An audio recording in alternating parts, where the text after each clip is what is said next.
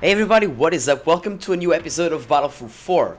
Today I'm going to be showcasing what the latest DLC brought us. It's the Dragon's Teeth DLC, and we have 4 new maps, a few new weapons, 1 new game mode, and a bunch of assignments and dog tags and camos and all that stuff that doesn't really matter.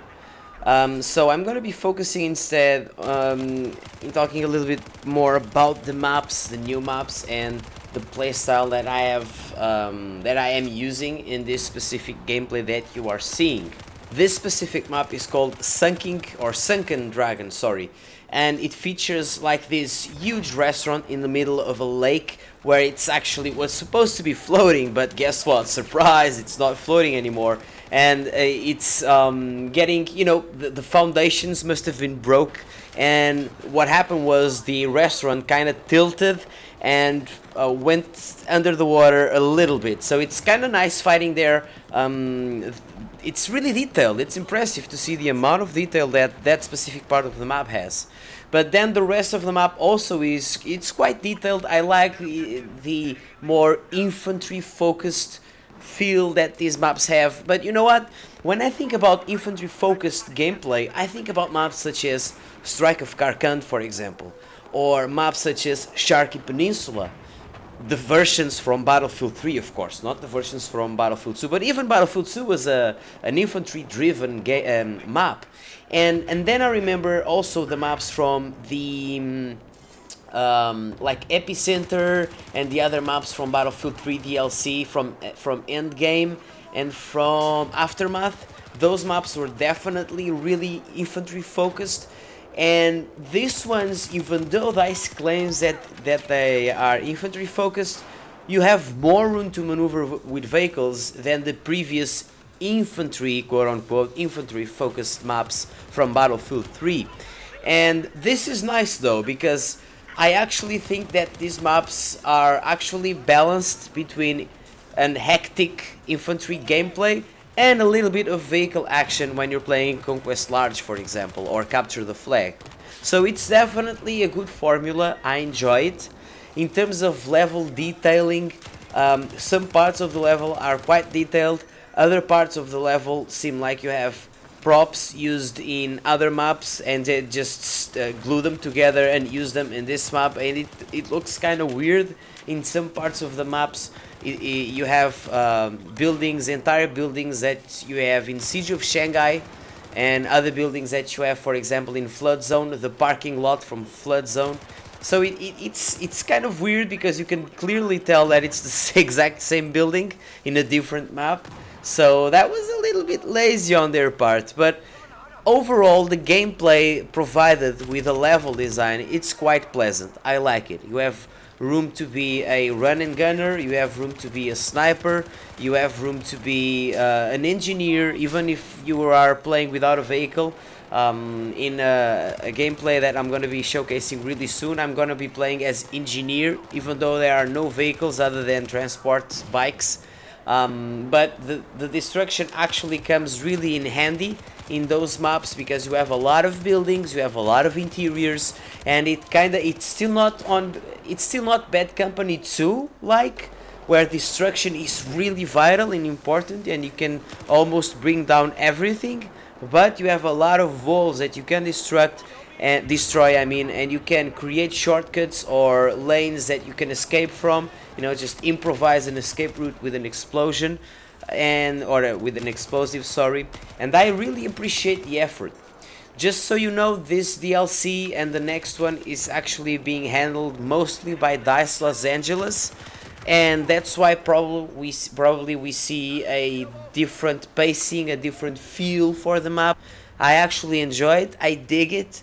Even though the setting is not really my favorite, I really liked Naval Strike in terms of setting, in terms of beauty, but the DLC Naval Strike didn't actually give us anything significant in terms of naval warfare. It was a huge disappointment because all you got was a bumper car. So in terms of gameplay, I like the gameplay that this specific level design from Dragon's Teeth gives us, but in terms of beauty, Naval Strike was probably better. But again, this is not a matter of quality, it's just a matter of personal preference. And right here we're playing a different map. This one is called Lumphini Garden. It's supposed to be, the description they give is cruise with fast moving PWCs on the canals in the pristine park to get the upper hand. This is actually probably one of my favorite maps from the 4 maps that we got.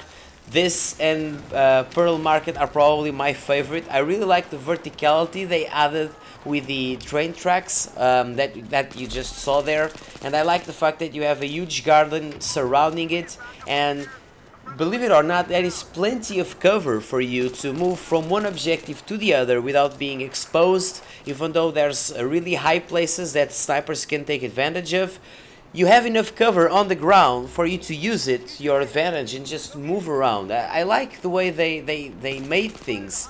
So it adds to the gameplay depth, I guess, and the gameplay freedom. And I've been using the suppressor quite a lot now and trying to take advantage of these more cover-based maps that offer you more chances to just flank the enemy and move around and you know, try and be smart about it. Because if there's one thing I don't like about Battlefield, I mean, there's many things I don't like, there's some things I do like, but in this specific case, you can't really be stealthy with all the gameplay, the new friendly features and gameplay mechanics that DICE implemented. But since the map is, you know, it's new, not many players know it, they're really dependent in the minimap and they're kind of lost. They don't really know which way to go, which places they are more likely to get killed from. So I try and take this into my advantage and just use a suppressed weapon and try to flank and surprise the enemies, and it works surprisingly good. But then again, the level design really helps in this, but I'm guessing that a big part, like the fact that players don't really know the maps, play a big part in this successful stealthy gameplay. But even so, like you've been seeing, there is a lot of vegetation, so you have both visual cover and you have actual cover, solid cover that you can hide behind. So it's a perfect combination if you ask me. But the problem is, again, that the visual cover, it's only good if they haven't seen you already. Because if they have seen you already, chances are that you have a Dorito on top of your head, and that will kind of ruin your stealth moment, I guess. But in terms of teamwork, some maps, the way they're designed, kind of, you know, not enforce you, but encourage you to play the objective a little bit more. And this game mode that you guys are seeing, that I've been showing, is Chain Link, the new game mode. And I'm guessing it's a mix of conquest, the regular conquest, and domination, because you capture the flags really fast.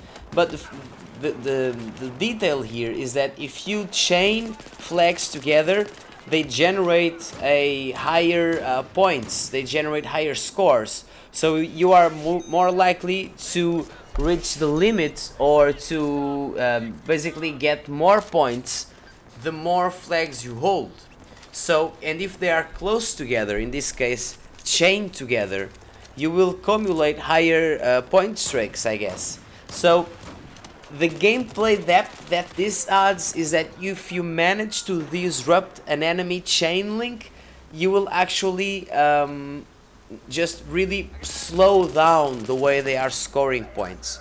Because let's say that the enemy has 4, like you see here, we have 4 chains, 4 flags in a row, then the enemy had 3, but we just captured the middle one, which means that both flags from the enemy are not chained together. This way they're not scoring as many points as they could, which is really good, because you can actually create an impact in how much score the enemy gets. And of course that then again, you capture flags so fast that even if you interrupt their flag, they can easily take it back. So if you want to keep your flag, then you either have to rely on your teammates, therefore relying on teamwork, or you really have to be really, I don't know, sneaky and try to hold the flag by your own, which is really difficult, not really easy at all. But I do like the more tactical slash smart gameplay that this game mode encourages.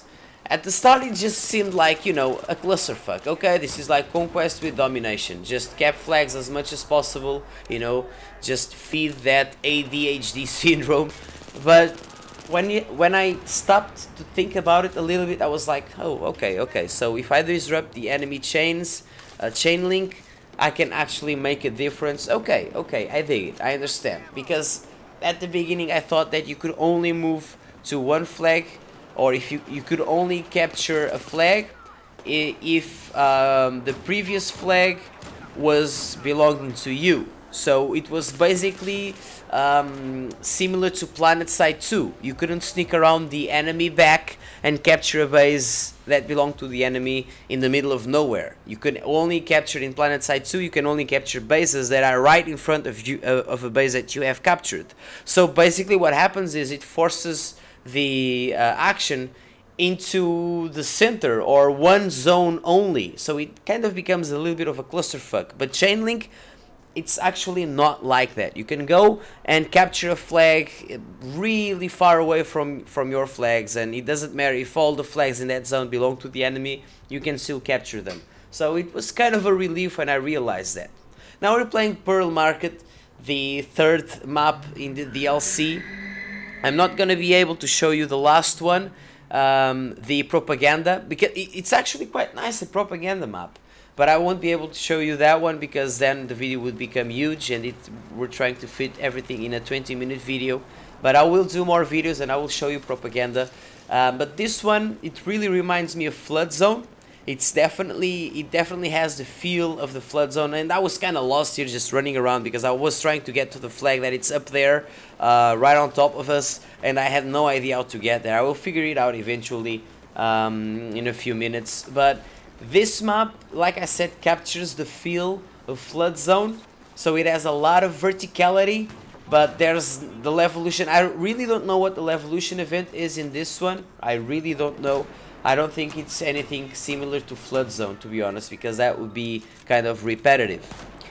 Now, I do love the way that this map looks, but I don't really think it fits with the actual damage model, with the current damage model of Battlefield, because you get killed and you kill really fast, and in a game mode like this, and a map like this with a lot of verticality, if the game had, let's say, the damage model from Battlefield Bad Company 2, where you actually have to hit the enemy more to kill them, this would actually be a really tactical and versatile map. But as it stands, with the damage model being really fast, you get killed really fast, even if it's not a headshot. I'm afraid that once players start to know the map a little bit better, it will just turn into a random grenade clusterfuck, spawn and randomly run and gun and get killed from anywhere. So I'm not complaining about level design here. Again, the map looks awesome, and if it wasn't for the damage model, it would actually be a really tactical map.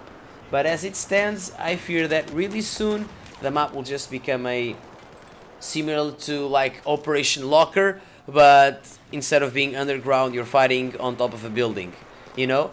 I don't know. I just hope it doesn't happen like that. Really, I really do, because I love the map, and probably one of the reasons why I wasn't as successful in this map as I was in the other ones was because I was playing with a sniper rifle in a close quarters map. But don't get me wrong, this was on purpose. I like to practice my aim in such conditions because this is where it's hardest to be a sniper.